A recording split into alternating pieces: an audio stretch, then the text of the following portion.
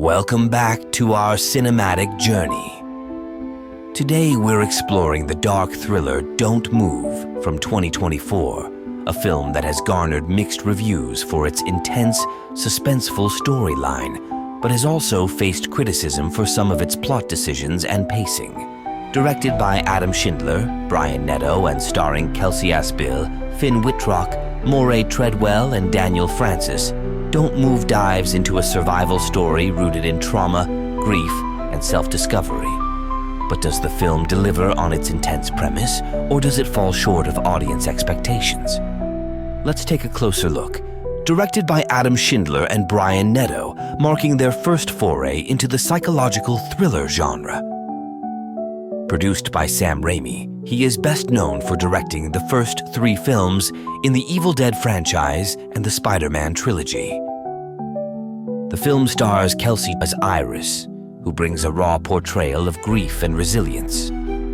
The principal cinematography for Don't Move took place in Bulgaria from June to late July 2023. Filming took place primarily in remote wilderness areas, enhancing the film's isolated atmosphere. Inspired by classic survival thrillers, Don't Move attempts to mix suspense with a narrative of self-discovery. Finn Wittrock portrays Richard, the antagonist, bringing an unsettling intensity to the role. Initial reviews have been polarizing, with praise for the lead performances but criticism of the plot's execution. The film has been described as a commentary on the dangers of isolation and trauma.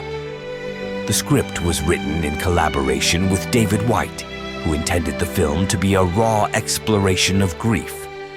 There are currently no sales figures, as this film is currently only available on Netflix. Despite the film's ambitious themes, many critics found certain scenes repetitive and lacking emotional depth. Before we dive into the plot, don't forget to like this video, share your thoughts, and subscribe for more cinematic explorations. Now, let's see if Don't Move lives up to the thrill, or if it leaves us wanting more. The film begins with Iris, a mother haunted by grief over the recent death of her young son, Matteo, who died in a tragic accident during a family hiking trip. Inconsolable and on the verge of despair, Iris revisits the site of her son's death, contemplating whether to end her own life. The tone is bleak and heavy as Iris stands at the cliff's edge, symbolizing her emotional breaking point. Just as she's ready to jump, a stranger named Richard approaches her, seemingly offering a moment of human connection. Their conversation provides a fleeting sense of relief for Iris, and she decides against suicide, perhaps swayed by his unexpected presence. However, this relief is short-lived. As they return to their cars, Richard's true intentions are revealed. He attacks Iris with a stun device, binds her, and throws her into the back of his car. The film's initial scenes are strikingly intense, setting up Richard as a cold and calculating antagonist. However, the suddenness of Richard's turn from stranger to captor can feel a bit jarring, leaving viewers with more questions than answers.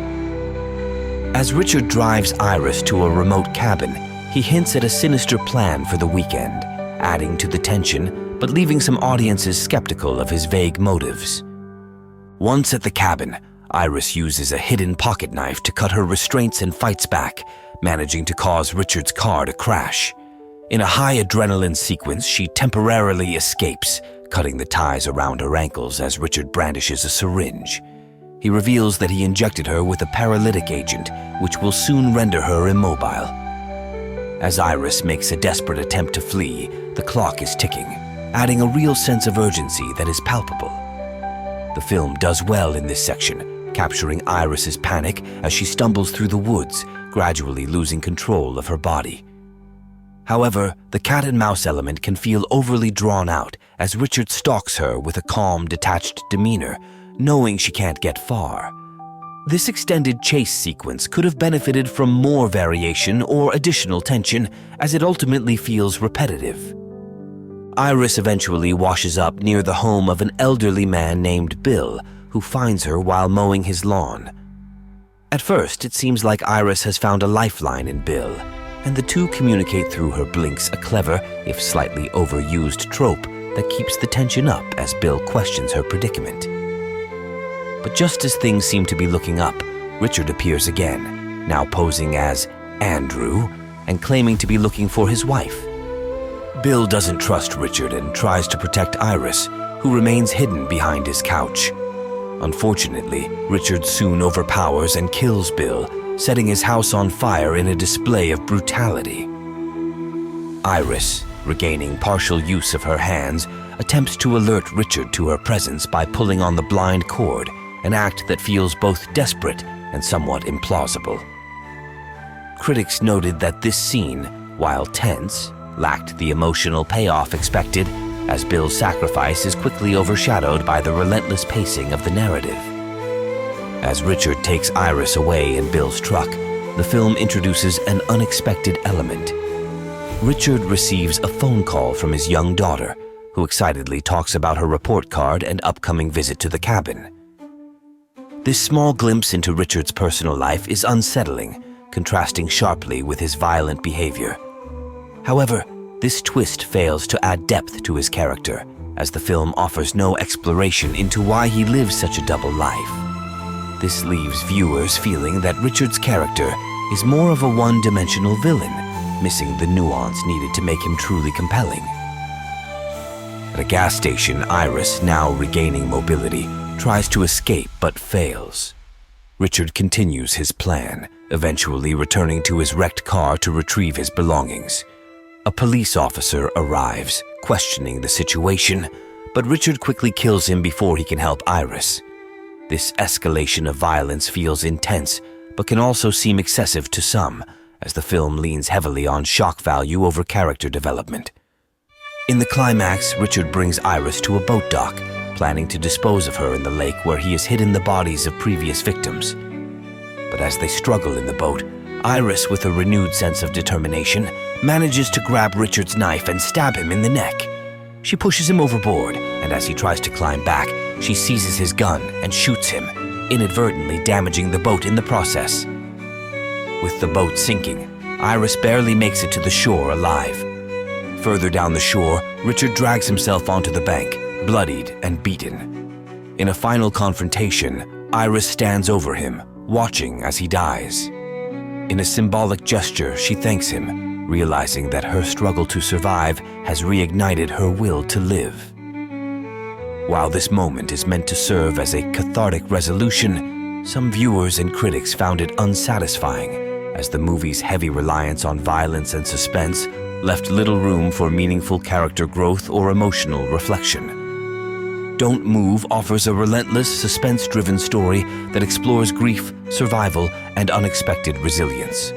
While it successfully keeps audiences on edge, the film falls short in its attempts to delve into deeper themes. The main characters, particularly Richard, lack the emotional complexity needed to elevate the film from a standard thriller to a memorable psychological exploration. Iris's journey of self-discovery through survival is compelling, but ultimately undermined by the film's heavy focus on shock and brutality over substance. Despite the intense moments and promising premise, Don't Move struggles to balance action with emotional depth, leaving some viewers and critics feeling that the film missed its mark. For those seeking pure tension and suspense, this film delivers. But for audiences looking for a more nuanced take on trauma and redemption, Don't Move may feel like a missed opportunity. Thank you for joining us on this cinematic journey through Don't Move. If you enjoyed this breakdown, please share your thoughts below, and subscribe for more in-depth explorations of cinema's most intense thrillers. Until next time, remember sometimes survival alone isn't enough. See you in the next video.